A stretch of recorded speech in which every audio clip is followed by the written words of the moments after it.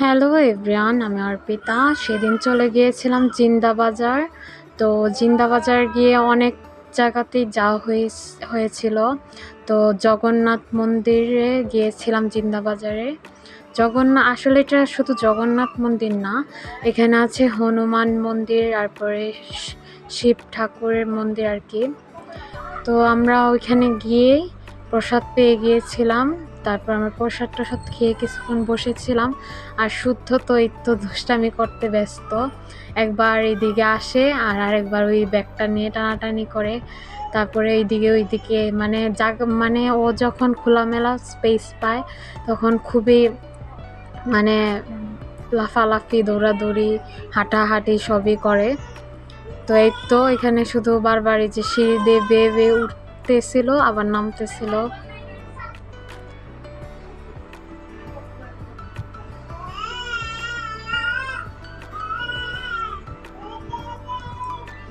এই তো তারপরে এই যে এইখানেও আর কি উপরে উঠে গিয়েছিল মন্দিরে।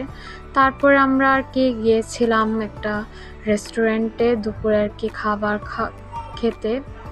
আমরা ওই দিন সারাদিনই বলতে গেলে জিন্দা বাজারে ছিলাম। এইটাতে তো আগেও এসেছি, আপনারা জানেনই, আমার আগের একটা ব্লগও আছে এই মিট বক্সকে নিয়ে। তো আমরা এখানে বসেছিলাম কিছুক্ষণ।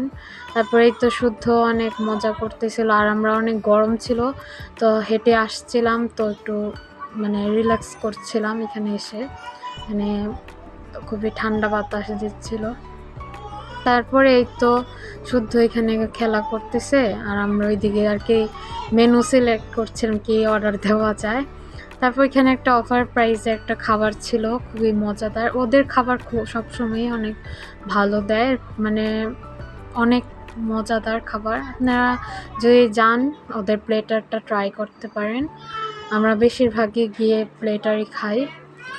তো এই যে শুদ্ধর জন্য আলুটা ভেঙে দিচ্ছিলাম আর আমার বোন ভিডিও করছিল। আমি বলছি কিসের ভিডিও করতেছিস? তারপরে এই তো আবার 4-5টার একটা ভিডিও ক্লিপ নিয়ে নিয়েছিলাম।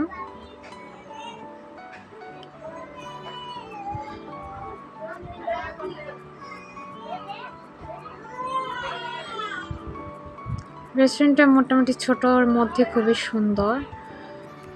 তারপর এই তো ওয়াকওয়েতে গিয়েছিলাম।